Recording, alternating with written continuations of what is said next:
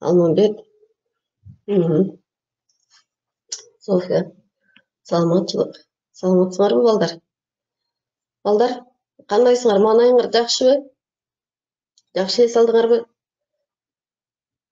Балдар, сабакты баштайлы анда, Өткөн сабакта биз Сары Челек көлү дегенде өткөнбүз, Биз бүгүн эми бул жума, жыйынтыктоочу жума, жат жазуу жазабыз. Эмки сабакта ката менен иштейбиз. Силер азыр баарыңар тең дептериңерди, ручкаңарды алып, жат жазуу жазганга даярданга кунт коюп, ушул жерден туура сөздөрдүн туура жазылышы боюнча сөздүк жат жазууларга көңүл бургула. Сабагыбыздын максаты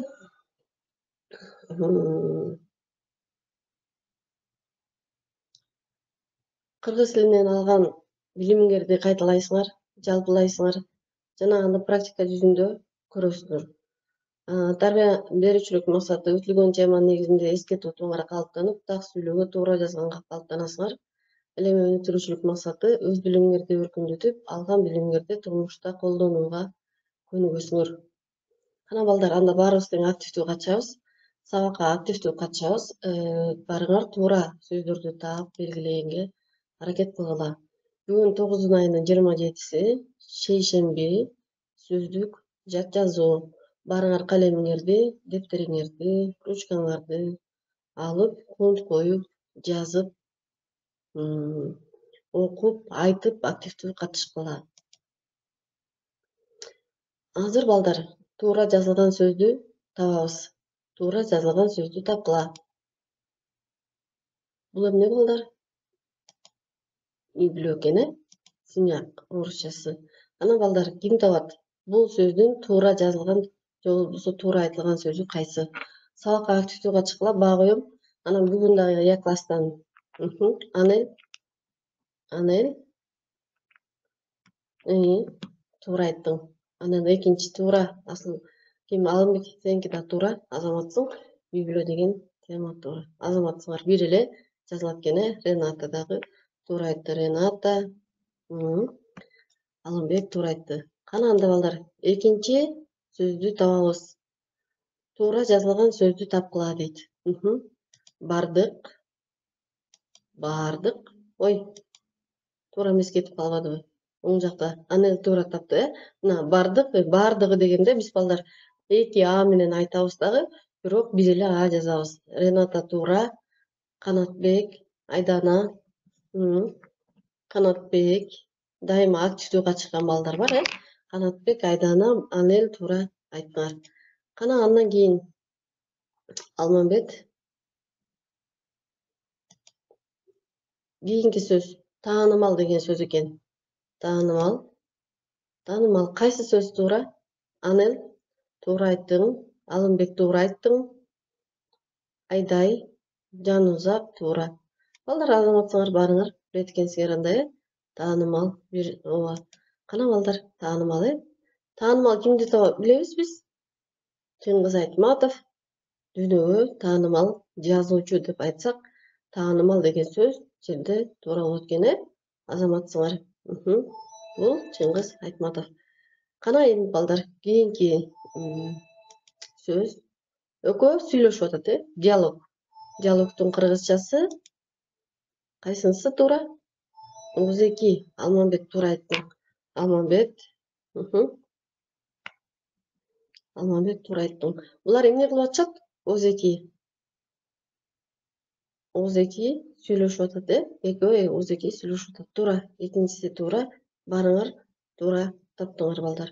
Сүйлөшүп атат. Экөөнүн Озеки пикир алышуусу, бул Озеки же болбосо кыргыз элдик Озеки чыгармачылыгы деп айтылат, Озеки чыгармалар бар экен.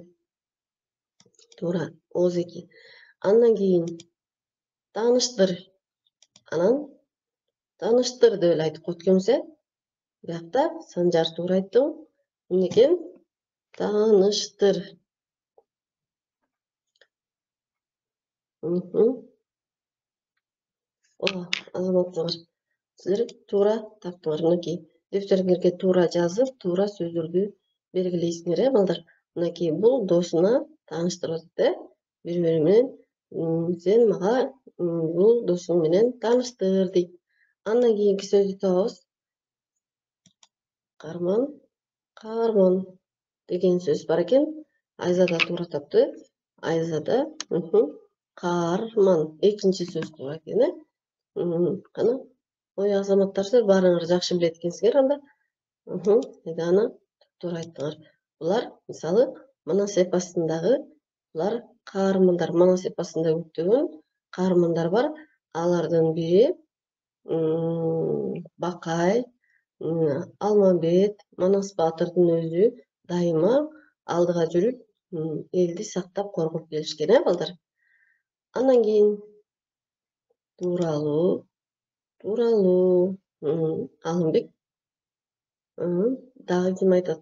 Айганыш, Айзада, Даниэль. Азаматтар.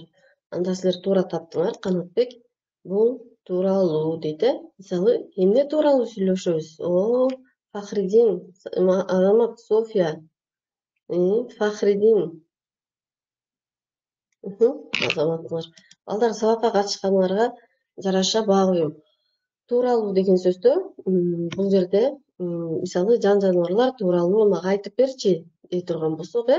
Мисалы жаныбарлар жөнүндө айтабыз, мектеп тууралуу айтабыз, кино тууралуу айтабыз, сүрөт тууралуу айтабыз жана досторубуз тууралуу дагы көптөгөн маалыматтарды айтат экенбиз, э, балдар? Тууралуу дейт. Андан кийин булар эмне кылып атышат?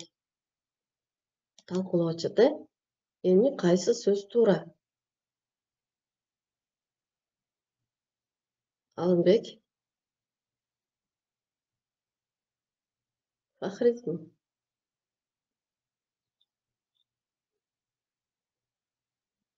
Канатбек.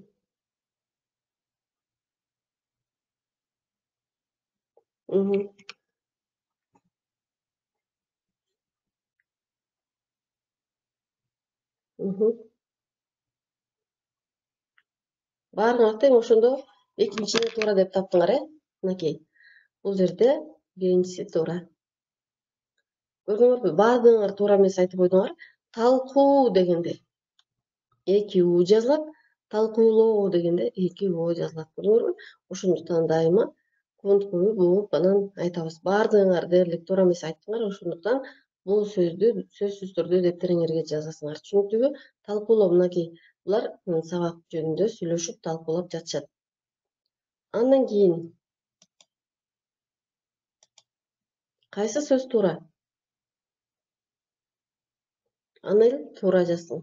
Туура. Айдай, айганыш.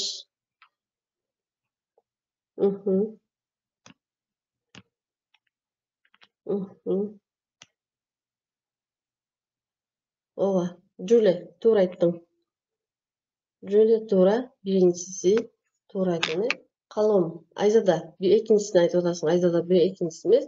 Анан да туура жоопту табалы. Каалом. Менин силерге каалоом эмне экен? Ден соолук. Мынакей балдар, силер деген канчалык жашылчаларды көпчөсөңөр күздүн күнүндө үшүп калбаш үчүн Канатбек туура айттың. Биринчи туура сөзү каалом дейт, э? Биринчи жердеги туура сөз каалом. Эми мынакей жаакка чапты дейт. Кайсынысы туура? Жаакка чабат экен да, э? Жактан ары бир салдым дейт, э? Айдай. Анель туура эмес, Канатбек туура эмес, Алмамбет туура эмес, Алиана туура эмес, Рената туура эмес, Сарымсакова туура эмес, Канатбек, Алымбек, Айдана. Ооба, Айдана туура, Рената туура. Туп-туура айттыңар. Анда эмесе карайбыз, туура жооп кайсы экен? Жаакка. Осмонова Алияна туп-туура айттың, э?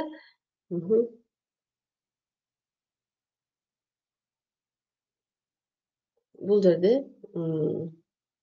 туура жазылган сөз жаакка. Эми балдар, дагы бир сөз бар экен. Ачуусу келип аткан дагысы. Кайсы сөзү туура? Байкеси көбөгүн уруп атат. Абдан катуу жин келип атат, Алмамбет. Алмамбет. Азамат, София, Санжар. Азаматсыңар, анда баардыгыңар бул сөздү билет экенсиңер, ачуусу келип атканда эмне болот экен? Ачуулуу дейт, эки у жазылат экен да буякта, туура сөзү ачуулуу. Ал байкеси бөбөгүнө абдан ачуулуу эле дейт, Балдар, мынакей бул. Бул эмне экен? Бул алтын, Азамат. Бул кандай таш? Бул ой, азаматтар, баарыңар туура айттыңар анда. Азаматсыңар. Арет дагы катышып атат, сабакка. Арет, азаматсыңар анда балдар. Биз туура айтып атабыз буякта. Биринчи сөз баалуу. Кыргызстандын азаматсың, София. Кыргызстанда баардыгы баалуу таштар экен, же болбосо Кыргызстандан баалуу таштар, алтын, күмүш жана башкалар чыгат экен. Же болбосо китеп жөнүндө айтсак да болот экен. Бул китептин мынчалык баалуу экенин билген эмесмин дейт, Абдан жакшы китеп окуса керек. Андан эмесе кийинкини карайлы. Деңгээл деген сөз бар экен. Кана балдар, кайсы сөзү туура? Айсулуу Тыныбекованы угуп койдум. Айсулуу Тыныбекова кайсы деңгээлде? Канатбек, Жөле, Арет, ооба. Азаматсыңар. Азаматсыңар. Азаматсыңар, баарыңар билет экенсиңер. София, туура айттың. Деңгээл дегенде эки жазылат экен. Бул биринчи деңгээлдеги эмне экен? Чемпион же болбосо мушкер, Алмамбет, деңгээл. Азаматтың Алмамбет туура айттың, Деңгээл деген сөз туура экен. Кийинкисин карайлы. Кээ бир адамдар айылды жакшы көрөт экен. Айылга барып чоңотасы менен. Айдана, туура айттың. Алмамбет туура. Азаматсыңар анда балдар. Кээ бир деген сөздө биз ката кетирбейт экенбиз, Сиздер бул сөздөрдү туура жаза алат экенсиңер, Азаматсыңар. Анда туура. София, туура. Азаматсыңар. Туура экен. Эми жаңылыктарга кайрыла турган болсок, кечеки эле жаңылыктар, Кече күнү Кыргызстанда жаңылык болду. Алмамбет, Айдана,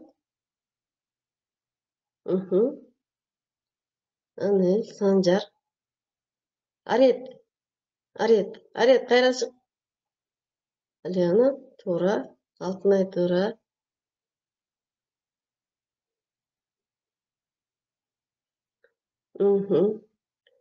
Бул кечеки жаңылыктар. Арет, сен кечеки деп койдуң, биринчи деп айтып алдың, Арет кечеги дегенде эки келип, кечеги жаңылыктар. Кечеки болгон окуяда бизде өлкө башчысы бул айылдарды кыдырып келди, иш сапары менен Кочкор районуна барып келди. Ошондуктан мен кечеки жаңылыктарды коюп койдум. Андан кийин бул эмне гүл? Алоэ гүлү. Кана балдар, алоэ гүлү кандай жазылат?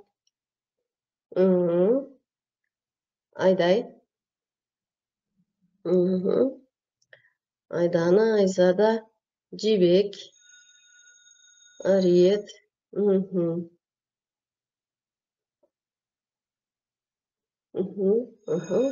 Азаматсыңар балдар. Силер билет экенсиңер. Алиана, азаматсыңар.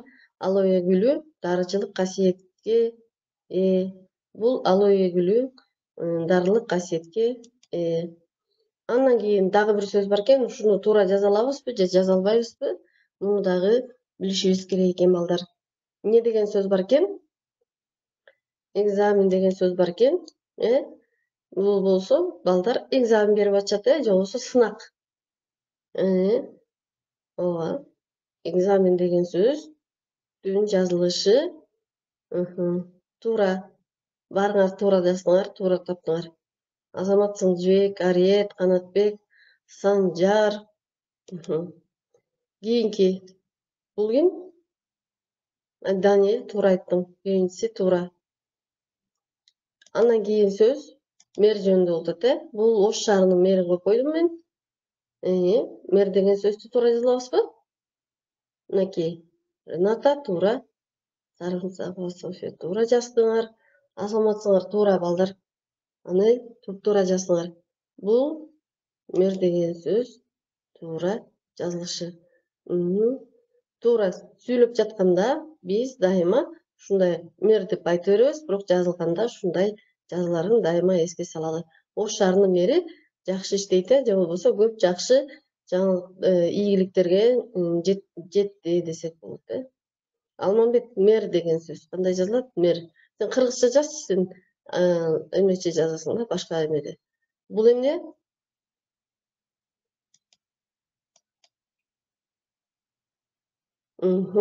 Санжар. Азаматсыңар.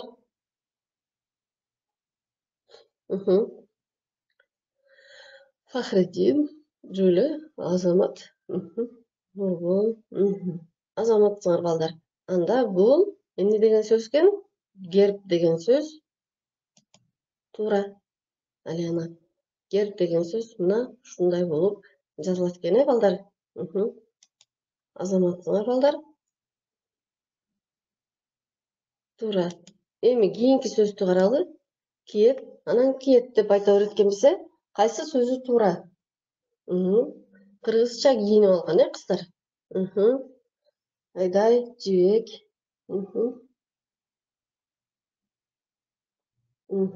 Арет. Ооба. Алена. Азаматсыңар туура таптыңар. Анда киет деген кийим кийет десек, мисалы кыш келатат, ошондуктан адамдар жылуу кийинишет. Жылуу кийинет деп кет деп айта беребиз, бирок кийет деп туура жазышыбыз керек. Мынакей туура жазылган сөздү тапкыла деген жат жазуу боюнча мынакей биз 20 сөз жаздык. 20 сөздү тең силер туура таптыңар балдар. Анда эмесе сөздүк жат жазууда эмнелерге көңүл буруу керек экен балдар? Жат жазууда эмнелерди эске алдык? Биз жат жазууда сөздүк жат жазууну жазганда биз сөзсүз түрдө кайсы тыбыштарга көңүл бурдук? Созулма үндүүлөргө, жана айтылышы боюнча башкача айтылат экен дагы, жазылышы боюнча башкача жазылат экен. Мисалы каткалаң үнсүз тыбыштарда п тыбышы б тыбышына өтүп жазылат экен. Кээ бир учурларда үндүү тыбыштар кошулуп айтылып калат, кээде эки бөлөк айтылат. Мына ошол сөздөрдүн баардыгын эске алып, жат жазуу жаздык балдар. Жат жазууңарды жазып билдиңер, Эми балдар, биз макалдарды билишибиз керек экен да. Бул макалдарда жакшы адамдан бак калат, жамандан ойдо так калат дейт. Бак деген эмне? Бак. Эки сөздүн маанисин чечмелейли. Бак деген эмне деген сөз балдар? Бак. Забота дейсиң. Туура, счастье, бак деген. Азамат, аны эле туура айттың, дерево. Бак деген балдар дерево. Жакшы киши бакты кеткен да? Бак. Дерево. Посадят. Билесиңер, бак тигип коет экен. Силер жакшы адам болобуз десеңер, сөзсүз түрдө бак тиккиле. Бак деген дерево. А жамандан ойдо так калат. Так деген эмне? Так деген эмне? Так деген эмне? Балдар, көңүлүңөр түшүп калат, настроениеңер түшүп калат да. Жамандан ойдо так калат деген, так деген көңүл калуу. Түшүнүңөр, без настроения деген сөз. Түшүнүңөрбү? Адептүү сылык сүйлөйт, амалкөй былык сүйлөйт. Сылык деген эмне? Сылык деген эмне балдар? Сылык. Алымбек сылык сүйлөйт. Приятно. Анель туура, сылык. Вежливый деген сөз. Ооба, Санжар туура айттың, вежливый. А былык дегенчи? Былык. Любезность, азаматсыңар, приятно. Адептүү адам дайыма приятный болот экен, жакшы сүйлөйт экен, вежливый болот экен, улууну сыйлайт. А амалкөй былык сүйлөйт. Былык деген эмне балдар? Былык. Былык деген амалкөй хитрый. Былык сүйлөйт. Сүйлөйт, разговаривает, а былыкчы Азамат грубо. Грубо дагы синонимдерин тапкыла. Грубый сүйлөйт дагы. Невежливый. Дагы былык сүйлөйт. Неприятно. Неприятно сүйлөйт, неприятный. Грубый азаматсың айдана. Грубый сүйлөйт экен, түшүнүңөр. Адептүү сылык сүйлөйт, амалкөй былык сүйлөйт. Бул макалдарды жаттап мага жөнөтөсүңөр видеого тартып. Ушуну менен мен силерге черик чыгарам. Ушул макалдарды сөзсүз билишиңер керек. Жакшы киши көргөн билгенин айтат, жаман киши ичкен жегенин айтат дейт да. Жакшы киши, хороший человек билгенин айтат. Что он знает. Жок. Ал көргөн билгенин айтат дейт. Жакшы киши көргөн билгенин айтат, жаман киши ичкен жегенин айтат. Он что кушал, тот он говорит, а жакшы киши, что он знает, тот говорит, жакшы киши көргөн билгенин айтат, жаман киши ичкен жегенин айтат. Балдар, бул макалдарды жаттайсыңар, мага видеого тартып жөнөтөсүңөр. Сөзсүз ушул эгерде бул макалдарды жаттап мага жөнөтпөсөңөр, бүгүнкүгө баа коем, өзүнчө азыр жат жазууга жооп бергениңерге ответ с места деп коем. Муну болсо видеого тартып жөнөтсөңөр, буга болсо домашний задание деп баа коем. Анан Я класстан да тапшырма берем, ага дагы өзүнчө баа коем. Түшүндүңөрбү? Жат жазууга класс ишине ответ с места деп коем, макулбу? Кана балдар, бүгүнкү сабакта эмнелерди билдиңер? Кандай жаңы маалыматтарга ээ болдуңар? Бүгүнкү сабак силерге жактыбы? Эгер жакса, эмнеси менен жакты? Сөзсүз видеого тартып мага WhatsApp'ка, Telegram'da дагы бар менин номерим.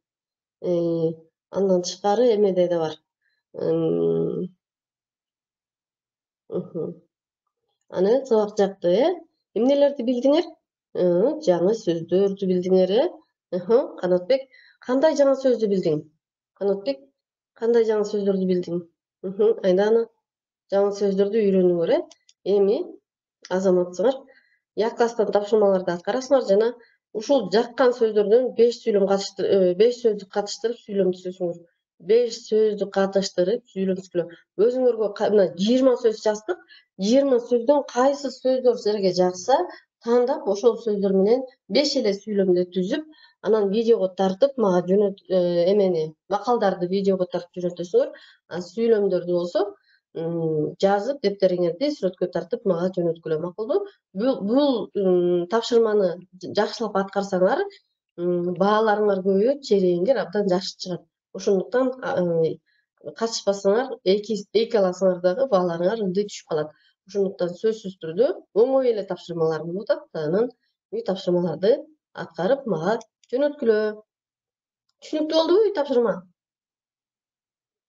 Түшүнүктүү болдубу? Ооба, Айдана түшүнүктүү болду. Ал эми сабак канча убакыт калды? Ооба, сабак аяктап калганына байланыштуу мен бул сүрөт боюнча силерге бир нерселерди эме кылайын дедим да, айтып берейин дедим да. Бул кайсы Канатбек, саламатта болгула. Бул жерде кайсы сүрөт? Бул кайсы өлкө деп ойлойсуңар? Бул сүрөттөн эмнелерди көрүп атасыңар, балдар? Бул эмне экен? Мак.